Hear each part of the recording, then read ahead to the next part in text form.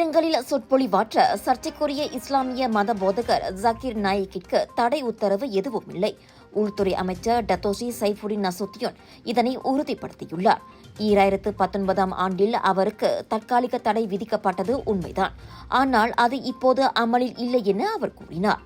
மக்களவையில் ஜெலுத்தோங் நாடாளுமன்ற உறுப்பினர் ஆர்எஸ்என் ராயர் கேட்ட கேள்விக்கு பதிலளிக்கையில் அமைச்சர் இதனை தெரிவித்தார்.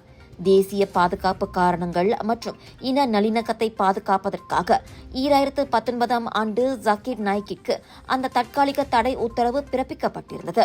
மலேசியாவில் பிறந்த இந்தியர்கள் அப்போதைய பிரதமர் துன் டாக்டர் மகாதீர் முகமட்டை விட இந்திய பிரதமர் நரேந்திர மோடிக்கு அதிக விசுவாசம் உள்ளவர்கள் என ஜாகிர் நாயிக் கூறியதை அடுத்து உள்நாட்டில் எந்த இடத்திலும் சொற்பொழிவாற்ற அவர் அனுமதிக்கப்படவில்லை. Saya difahamkan pada tahun 2019 pihak polis telah mengenakan larangan ke atas beliau. Tujuan larangan itu dikenakan adalah sebab beliau mengeluarkan ucapan-ucapan yang menyentuh sensitiviti kaum dan agama. Dan mengikut rekod yang ada, dua perkara telah disebut oleh beliau di Kota Baru. Satu, beliau mengatakan bahawa orang-orang Cina perlu kembali ke negara Cina. Kedua, beliau telah menyebut bahawa orang-orang India beragama Hindu lebih cenderung menyokong Narendra Modi berbanding dengan Mahathir. Dan selepas itu beliau telah disiasat dan larangan telah dikenakan. Soalan saya adalah spesifik. Adakah larangan itu telah pun ditarik balik? Kerana baru-baru ini beliau telah berucap di Perlis. Dan tujuan saya tanya soalan ini menteri dan pihak yang umum yang ada di sini adalah niatnya bukan untuk menyentuh agama atau agama Islam. Saya ingin tanya sama ada larangan yang dikenakan ke atas beliau telah pun dibatalkan. Larangan ketika itu adalah kerana pending siasatan dibuat ke atas dua insiden itu.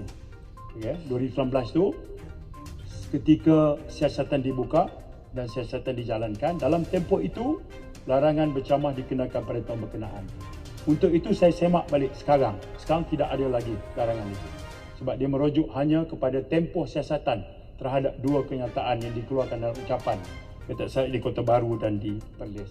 Jadi menjawab soalan Jelutong, apakah sekarang larangan itu tidak lagi sekarang.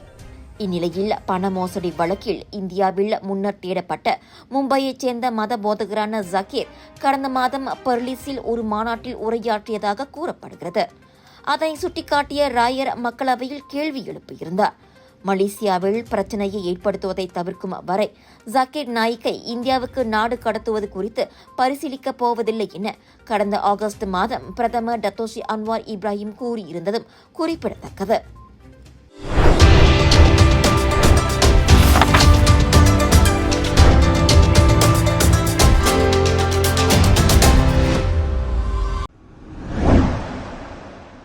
சர்ச்சைக்குரிய இஸ்லாமிய மத போதகர் ஜாகிர் நாயிக்கிற்கு பொது இடங்களில் சொற்பொழிவாற்ற தடை ஏதுமில்லை என்ற அரசாங்கத்தின் அறிவிப்பு குறித்து ஜெலுத்தோங் நாடாளுமன்ற உறுப்பினர் ஆர்எஸ்என் ராயர் அதிர்ச்சியும் ஏமாற்றமும் தெரிவித்துள்ளார். உள்துறை அமைச்சு அந்த முடிவை மறு ஆய்வு செய்து ஜாகிர் நாயிக் மீதான தடையை மீண்டும் அமல்படுத்த வேண்டும் என அவர் கேட்டுக் கொண்டிருக்கிறார். அந்த கோரிக்கையை வலியுறுத்தி தொடர்ந்து போராடப் போவதாக வணக்க மலேசியாவிடம் ராயர் கூறினார். இது எனக்கு ஒரு அதிர்ச்சியான ஒரு செய்தி. மேற்கொண்டு இதை மறு பரிசோதனை செய்து அந்த தடையை மீண்டும் நீடித்து அமல்படுத்துவதற்கு நான் அடுத்த நடவடிக்கையை எடுப்பதற்கு நான் உடனடியாக நான் ஆரம்பிக்க போறேன் சார். அதான் என்னுடைய பதில். இது மறுபடியும் இந்த அவருக்கு விடுத்திருந்த தடையை மறுபடியும் அந்த தடை நீடித்து இருக்க வேண்டும். இந்த அரசாங்கம் பரிசோதனை செய்ய வேண்டும் என்று நான் மறுபடியும் விண்ணப்பம் செய்ய போகின்றேன். 2019 ஆண்டில் ஜாகிர் நாயிக்கிற்கு தற்காலிக தடை விதிக்கப்பட்டது உண்மைதான். ஆனால் அது இப்போது அமலில் இல்லை என உள்துறை அமைச்சர் டத்தோஷி சைஃபுடின் நசுத்தியோன் இஸ்மாயில் முன்னதாக உறுதிப்படுத்தியிருந்தார். மக்களவையில் ராயர் கேட்ட கேள்விக்கு பதிலளிக்கையில் அமைச்சர் அதனை தெரிவித்தார். தேசிய பாதுகாப்பு காரணங்கள் மற்றும் இன நல்லிணக்கத்தை பாதுகாப்பதற்காக 2019 ஆண்டு ஜாகிர் நாயிக்கிற்கு அந்த தற்காலிக தடை உத்தரவு பிறப்பிக்கப்பட்டிருந்தது. இந்நிலையில் கடந்த மாதம் பர்லிஸில் ஒரு மாநாட்டில் ஜாகிர் நாயிக் உரையாற்றியதாக செய்திகள் வெளியாகின. எனவே அவர் மீது இன்னமும் தடை உள்ளதா இல்லையா என ராயர் மக்களவையில் கேள்வி எழுப்பியிருந்தார்.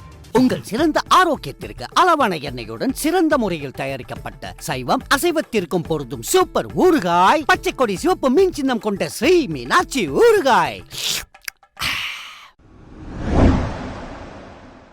போலி அடையாள காட்டை கூடுதல் பணம் கொடுத்து வாங்குவதற்கு சட்டவிரோத குடியேறிகள் தயாராகியிருக்கின்றனர். ஒரு போலி அடையாள காட்டை 5000 ரிங்கெட் வரை விற்பனை செய்யும் நடவடிக்கையில் போலி அடையாள காட்டை விற்கும் கும்பல் ஈடுபட்டு வருவது தேசிய பதிவுத்துறையின் உளவு தகவல் மூலம் தெரிய வருவதாக உள்துறை துணை அமைச்சர் டத்துஸ்ரீ ஷம்சுல் அன்வார் நசாரா தெரிவித்தார். போலி அடையாள காட்டுகளை விற்கும் அல்லது அடையாள ஆவணங்களை போலியாக்கும் சேவையை இணையம் வாயிலாக மேற்கொள்ளும் நடவடிக்கைகளுக்கு எதிராக தேசிய பதிவுத்துறை தொடர்ந்து கண்காணிப்பு நடவடிக்கைகளை மேற்கொண்டு வருவதாக இன்று காலையில் நாடாளுமன்றத்தில் வாய்மொழி கேள்விக்கு பதிலளித்த போது ஷம்சுல் அன்வார் கூறினார். முகநூல், இன்ஸ்டாகிராம், டெலிகிராம் மற்றும் டிக்டாக் போன்ற சமூக வலைதளங்களில் சட்டவிரோத நடவடிக்கைகள் கண்காணிக்கப்பட்டு வருகின்றன. வேலை தேடுவோர் அல்லது சட்டவிரோதமாக இந்நாட்டில் தங்கியிருக்கும் வெளிநாட்டு பிரஜைகள் போலி அடையாள காட்டுகளை பெறுவதில் ஆர்வம் காட்டுவதாக ஷம்சுல் கூறினார்.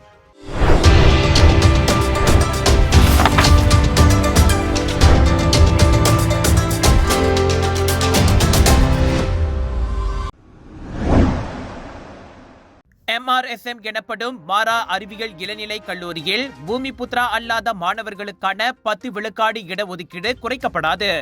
பூமிபுத்ரா அல்லாத மாணவர்களின் நுழைவு மிக மிக குறைவாக சுமார் 1 விழுக்காடு அளவிலேயே இருந்தாலும் அந்த 10 விழுக்காடு இடஒதுக்கீட்டில் கை வைக்க மாட்டோம் என மாரா தலைவர் டாக்டர் அஷ்ரப் வஜ்டி டுசுகி கூறினார்.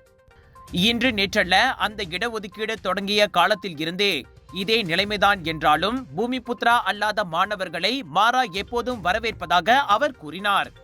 கல்வி வாயிலாக ஒற்றுமையை நிலைநாட்டிட MRSM கல்லூரிகளில் பல்லின மக்களின் பங்கேற்பு அவசியம் என்றார் அவர். எனினும் இவ்வாண்டு MRSM கல்லூரிகளில் பூமிபுத்ரா அல்லாத மாணவர்களின் பதிவு ஊக்கமளிக்கும் வகையில் இருக்கும் என அஷ்ராப் நம்பிக்கை தெரிவித்தார். புதிய கல்வியாண்டுக்கான நேற்றைய பதிவில் அதற்கான அறிகுறிகள் தென்பட்டது. முன்பெல்லாம் 30 முதல் 40 விழுக்காட்டினர் வாய்ப்பு கிடைத்தும் வரமாட்டார்கள். ஆனால் நேற்று சுங்கைபசார் MRSM-இல் 20 பேர் மட்டுமே பதிய வரவில்லை என அவர் கூறினார். அறிவியல், தொழில்நுட்பம் உள்ளிட்ட பல்வேறு துறைகளில் பூமிபுத்ரா நிபுணர்களை உருவாக்கும் நோக்கில் 1972ஆம் ஆண்டு இந்த MRSM கல்லூரிகள் அமைக்கப்பட்டன. எனினும் 2002ஆம் ஆண்டு முதல் அக்கொள்கையில் மாற்றம் செய்யப்பட்டு 10 விழுக்காட்டு இடங்கள் பூமிபுத்ரா அல்லாத மாணவர்களுக்கு வழங்கப்பட்டு வருகிறது. ஒரு லொகேஷன், 10 ஃபெஸ்டிவல்ஸ், 100க்கும் அதிகமான பிரபலங்கள், 200க்கும் அதிகமான பூத்கள், 1000க்கும் அதிகமான போட்டியாளர்கள், 1,00,000 வாடிக்கையாளர்கள். மலேசியா புக் ஆஃப் ரெக்கார்ட்ஸில் the largest indoor Deepavali expo என பெயர் பதித்த கலர்ஸ் ஆஃப் இந்தியாவின் பிரம்மாண்டத்தின் உச்சம் south east Asia Bollywood festival and Indian trade expo 26 மார்ச்லிருந்து 1 ஏப்ரல் வரை சுத்ரமால் ஜோபாடு ஜோரில். எதிர்பாராததை எதிர்பாருங்கள், திரண்டு வாருங்கள். Let's create lasting memories.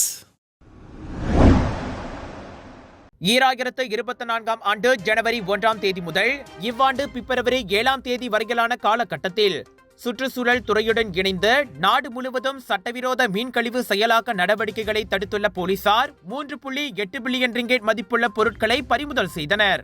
இந்த பொருட்களில் எடையை நிறுக்கும் இயந்திரங்கள் மற்றும் டின்களை பதப்படுத்தும் கருவிகளும் அடங்கும் என புக்கிட் அமான் உள்நாட்டு பாதுகாப்பு மற்றும் பொது ஒழுங்கு துறையின் இயக்குனர் அஸ்மி அபுகாசிம் தெரிவித்தார்.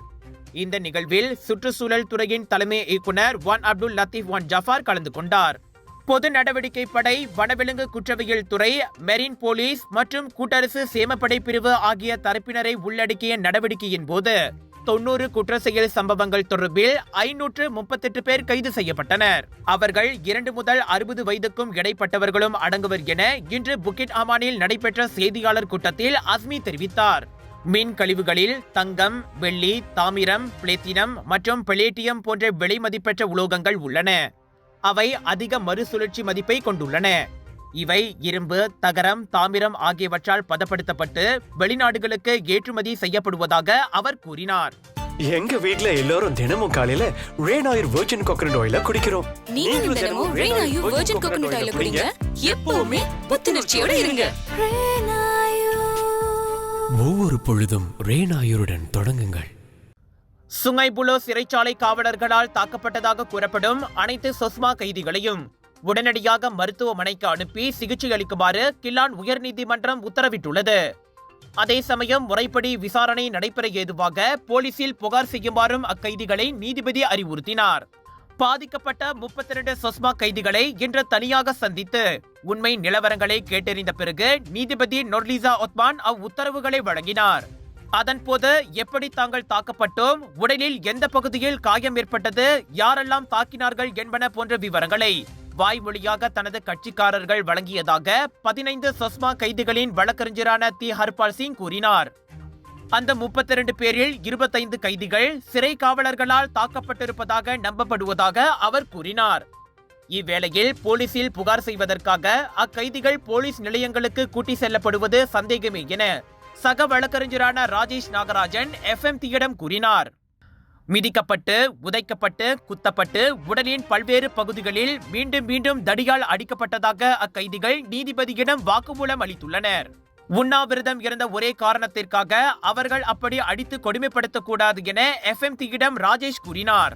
சொஸ்மா சட்டத்தின் கீழ் கைது செய்யப்பட்டதை எதிர்த்து அவர்கள் முன்னதாக உண்ணாவிரதம் இருந்தனர். அவர்களுக்கு ஆதரவு தெரிவிக்கும் பொருட்டு அவர்களின் சில குடும்பங்கள் சுங்கைபுலு சிறைச்சாலைக்கு வெளியே உண்ணாவிரதம் இருந்ததும் குறிப்பிடத்தக்கது.